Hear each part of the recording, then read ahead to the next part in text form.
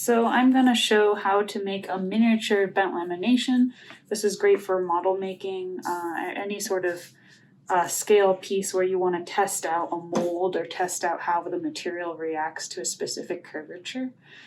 So there's a variety of ways I can approach this. One of the most informative will just be to use scaled down veneer. So normally I would use construction thickness veneer, which is 1/16. This is standard veneer, which is 1/40 of an inch. I can basically make my model that length and width of my intended laminate, and I'll get a lot of information on whether the veneer has any tendency to fail either explosively or compressively, how it will want to twist, how it will want to settle on the mold. And then when I build my full-scale mold, I'll have that information to inform me. Another cheap and pretty easy way to make very similar bends is to use either chipboard or like a thin cardboard or even a thick card stock. It bends very similarly to how veneer bends. It's just a little bit more forgiving because it doesn't have grain. And I can glue up a bunch of laminations using the chipboard and chipstock. That way I'm not having to cut down this veneer by hand. I'm not having to deal with the delicacy of 1/40 thickness veneer. And I also don't have to deal with how annoying the glue up is. But for this particular glue up, we're going to use the 40th thickness veneer just to demonstrate the more annoying version. I have a little miniature paint tray and roller. So I've saturated my roller in yellow glue, and because my veneer has so much surface area and very little volume, as soon as I start applying glue and introducing moisture to this veneer, it's just going to start flapping around everywhere. So I'm going to try to reduce the amount of moisture that gets caught in my lamination by only applying glue to one side of the veneer and see if I have a bit of a more stable lamination that way. Because if I have too much of a spring back from my lamination, it's not going to be very useful to me as a model. So I've just laid all of my, actually I should set aside one for the top piece. I've laid all of my veneer out flat, and I'm rolling all the laminations at the same time since I'll only be applying glue to one side of the laminations. Because I'm only applying to a single side, I can be a little bit heavier with my glue. I'm waiting for the moment where the grain starts to become translucent. I can still see the grain. My roller is still making those kind of like satisfying smacking noises. But it's not so heavy that it's going to completely saturate the wood and affect my lamination.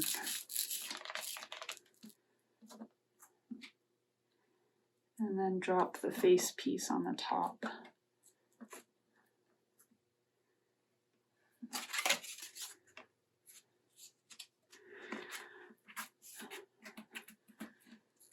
Okay, and then if I have the luxury of moving to a new surface, I'll move to a new surface just so I don't get my mold all gluey. I'm going to stay right here. And the first thing I'm going to do is I'm going to tape one end of my laminations together. This is going to keep the laminations from splaying out too much. But I'm only going to tape one end because if I tape both ends, I'll actually trap those laminations from moving past each other. And then I won't be able to have a nice quality lamination.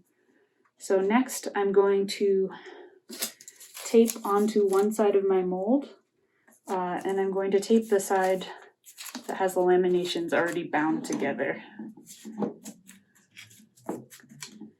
And you can be more legitimate than this by having some bendy ply as a caul or some thicker layers of veneer as a caul. For this, I just wanted to demonstrate like how accessible a bent lamination can be. Just with some blue tape and some free veneer from the instructor's room and an MDF mold. And then right here on my mold, my curve actually, it's sort of like a 2.5 dimensional mold because my curve is creating a little bit of a compound surface but it's creating it at a consistent radius. So I've created an angled notch, and in this case, the notch is angled at 45 degrees in both directions.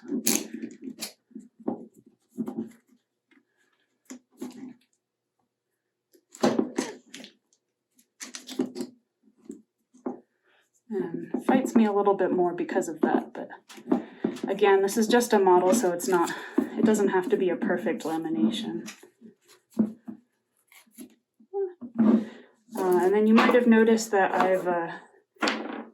have pre-ripped pieces of blue tape waiting for me already on the edge of this table. So I'm just trying to take all of the margins of error out of this glue up and make it as easy and stress-free as possible.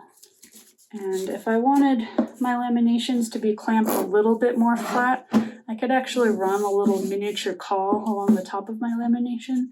In this case, I mostly wanted to have the experience of seeing what it was like to have a twisted curve on a one-part mold. And it's not super important to me that the laminations are perfectly flat, so I'm just going to leave it as is.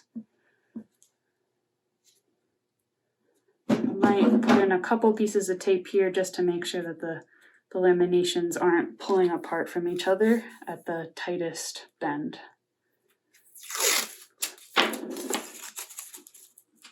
But I'm making sure to leave plenty of exposed edges along my bend, because that's where all of the moisture from the glue is going to be evaporating, and I don't want to accidentally trap in the moisture so that once I take my bend off the mold, it will spring back dramatically. So that's how you do a miniature bent lamination. And if I wanted to cut this up on the machines, I could actually just keep it on my mold like this, just double stick tape my lamination onto my mold, and then treat it as one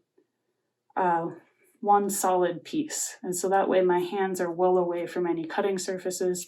I could even mount this entire piece of MDF onto a larger board and give myself some distance between my fingers and any blades.